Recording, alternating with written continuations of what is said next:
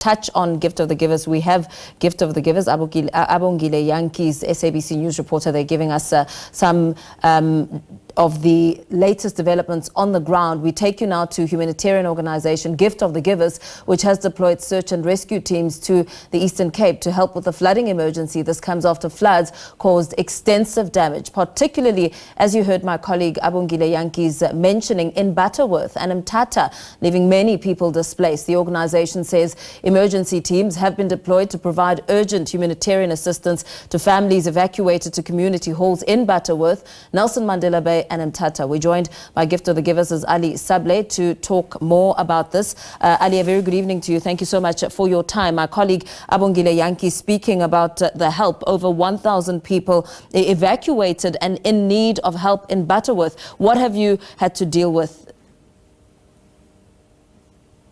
Firstly, condolences to those families who have lost their loved ones, and strength and to those ones who are still waiting for closures. Tragic scenes unfolding in the Eastern Cape presently. Our teams were deployed yesterday to the Butterworth area, where close to 2,000 people are accommodated over 3 halls in the Butterworth area. Our teams are providing them with the urgent humanitarian needs in terms of hot meals, clean drinking water, warm clothing and blankets. While our teams were busy doing assessments in the Butterworth area, we had a meeting with the Amatole disaster risk management teams and the Amatole waterworks, who then informed us the water supply, the water treatment plant has been severely damaged. There's no running water in Butterworth as the pumps has completely washed away. We immediately activated 2 of our water tanker trucks to the Butterworth area. But while our teams were busy with operations in the Butterworth area, calls started pouring in from other district municipalities pleading for our assistance. The main one being OR Tambo District Municipality, who informed us of the tragic scenes unfolding in Mthatha.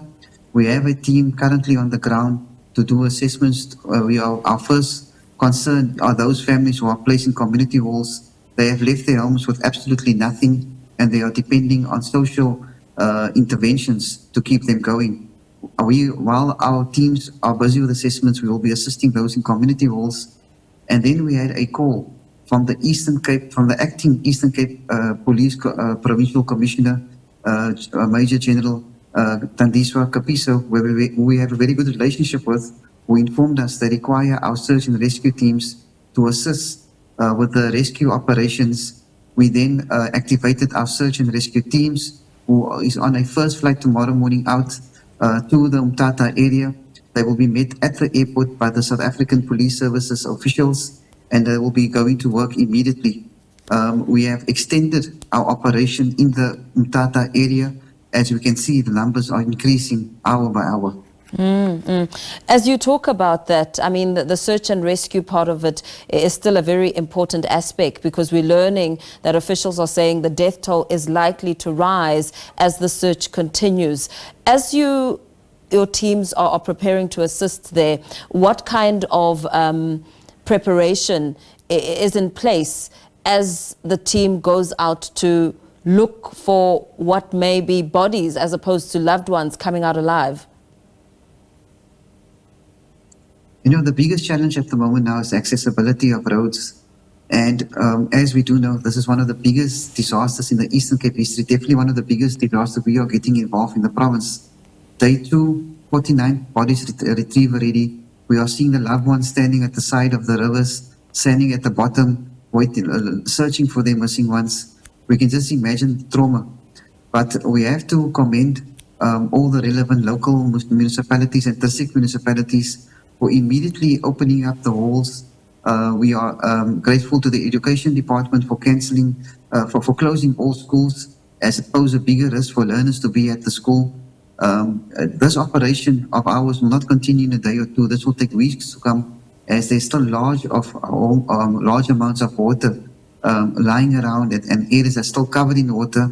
The only logistical challenge we're having at the moment is gaining access to areas where roads have been washed away. We do not know what's currently happening on the other side of town. It's just completely cut off.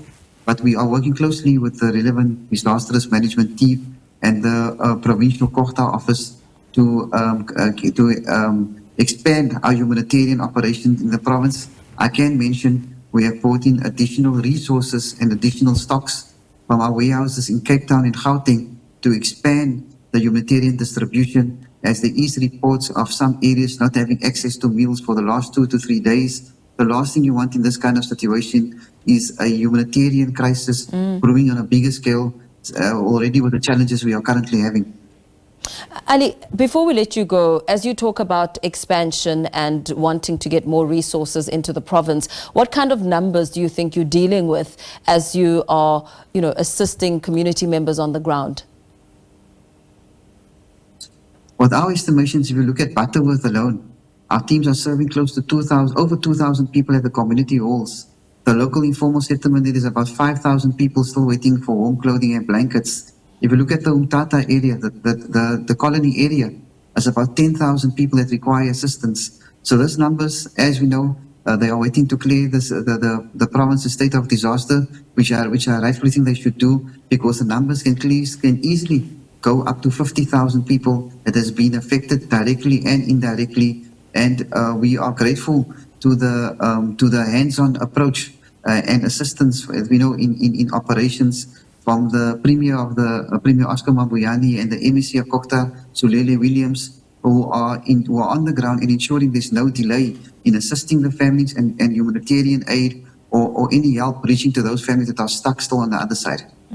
Very well. Thank you so much for your time, Ali Sablay, there from Gift of the Givers, giving us some insight on the humanitarian needs as scores of people are in need of assistance with the cold front and the storm wreaking havoc. We take you